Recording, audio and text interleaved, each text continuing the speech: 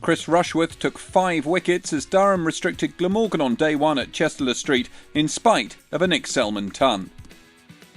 Mid-table Glamorgan travelled to Division 2's bottom club Durham, and with weather conditions well suited to batting, it was no real surprise when the visitors won the toss that they elected to bat. Jack Rudolph and Nick Selman were the openers, with the South African quickly off the mark. However, his innings was curtailed early on, as with the last ball of the 7th over, Rushworth struck. Rudolph out for 13, the score 18 for 1. Selman and Salter formed the new partnership, and in their early time at the crease together, there was plenty of fortune, Matty Potts consistently beating the bat, but with zero reward. Both batsmen started to find their feet after this early pressure from the home attack. However, there were still chances for the fielding side, Collingwood with a huge appeal against Salter.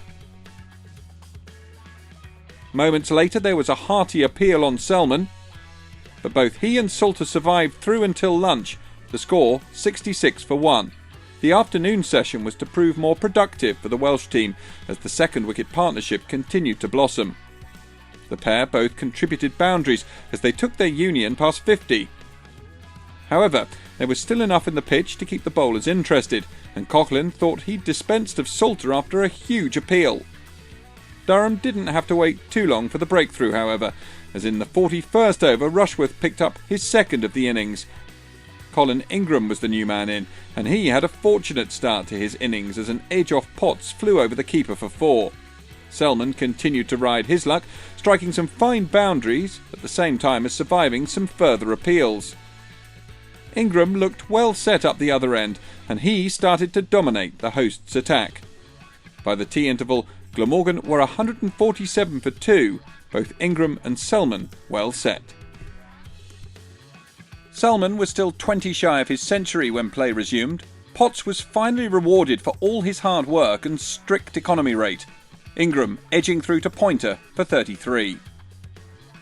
Donald came to the crease and seemed to find it marginally easier to get the ball away than Selman.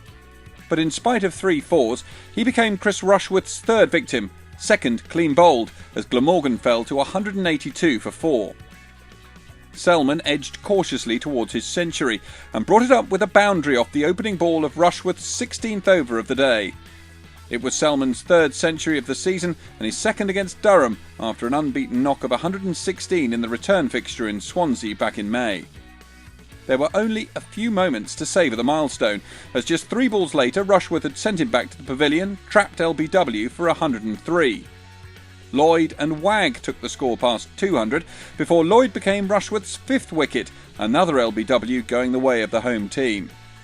And Cullen was the last man out a couple of overs before stumps, Potts striking once more to finish the day with a couple of wickets at an extraordinary economy rate of just 2.05 an over.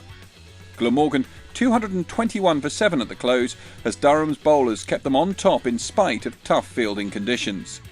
Selman with the outstanding innings of the day with 103, but this match in a fantastic position going into day 2.